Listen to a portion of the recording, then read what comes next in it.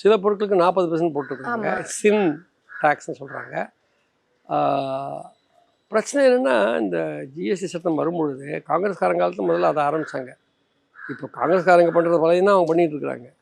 ஆனால் காங்கிரஸ்காரங்க ஏதோ ஒன்றுமே தெரியாத மாதிரி நாங்கள் எல்லாம் பண்ணவே இல்லைன்னு பேசிட்டு இருக்காங்க. பிரச்சனை என்னென்னா, 2 ஆட்களுமே வந்து 2 கட்சிகளுமே 2 அமைப்புகளுமே வந்து பெரும் செல்வந்தர்களுக்கான அமைப்புகள் தான். ஆனால் வித்தியாசம் என்னென்னா, இவங்க ஒரு கூடவே ஒரு கடுமையான மதவெறி அரசாக இருக்கிறாங்க. ப்ளஸ் கார்ப்பரேட்டுகளோட ரொம்ப, அதுவும் எல்லா கார்ப்பரேட்டுகளும் இல்லை, இவங்க விரல் விட்டு எண்ணக்கூடிய கார்ப்பரேட்டுகளை இவங்க நெருக்கமாக வச்சுட்டு இருக்கிறாங்க. அவங்களுக்கு சாதகமான பல விஷயங்கள். இப்போ ரஷ்யாவிலேருந்து கச்சா எண்ணெய் வாங்குறதுக்கு அதானே ட்ரம்ப் போன்ற ஆட்கள் நம்மளை சொல்கிறாங்க, நீங்கள் வந்து அம்பானிக்கு அதானிக்கு கொடுக்குறீங்கன்னு சொல்லிக்கிட்டு இருக்கிறாங்க. அது ஒரு பக்கம் இருக்கட்டும். பட் பாயிண்ட் என்னென்னா, மாநிலங்களுக்கு பகிரப்படுவது நல்ல விஷயம், அன்லைக் செஸ்.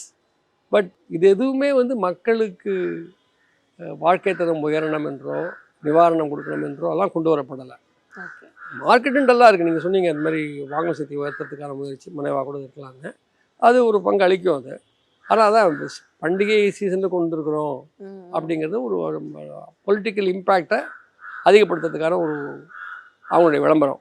அதே மாதிரி தான் தேர்தல்னு அவங்க சொல்ல மாட்டாங்க. பட் தேர்தலுங்கிறது நம்ம சொல்கிறோம், மக்கள் சொல்கிறோம், இந்த மாதிரி தேர்தல் வருதியா அதான் இதெல்லாம் பண்ணுறேன்னு. எதுவாக இருந்தாலும் அதனுடைய இம்பேக்ட் இன்னும் நமக்கு தெரியல ப்ராக்டிக்கலாக. ஏன்னா ஒரு முக்கியமான விஷயம் இங்கே பார்க்கணும், வரியை ஏற்றினா விலை ஏறும், வரியை குறைச்சா விலை குறையுங்கிற உத்தரவாதெல்லாம் கிடையாது. ஓகே. இன்னும் நம்முடைய பல்வேறு சந்தைகளில் ஏகபோக சந்தைகள் ஒரு சிலர் தான் டாமினேட் பண்ணுறாங்க. அரசாங்கம் வரியை குறைச்சா நான் ஏன் விலையை குறைக்கணும், போட்டிக்கு ஆள் இல்லையா என்ற ஆஸ்பெக்டும் இருக்குது. ஆகவே இதோ விலை, ஆனால் ஒன்று உறுதி, எப்பெல்லாம் வந்து வரி ஏற்றப்படுகிறது அப்போல்லாம் ஆட்டோமேட்டிக்காக விலை ஏறிடுது. வரி குறைக்கப்பட்டால் விலை குறையும் என்ற உத்தரவாதம் எதுவும் கிடையாது. அது இப்போ எஸ்பெஷலி இங்கே நெறிமுறை நீக்கல், தாராளமயமாக்கல் என்ற அடிப்படையில், தனியார்மயமாக்கல் என்ற அடிப்படையில் கம்ப்ளீட்டாக சந்தையை அவுத்து விட்டீங்கப்பா செல்வந்தர்களுக்கு, பணக்கார கம்பெனிகளுக்கு.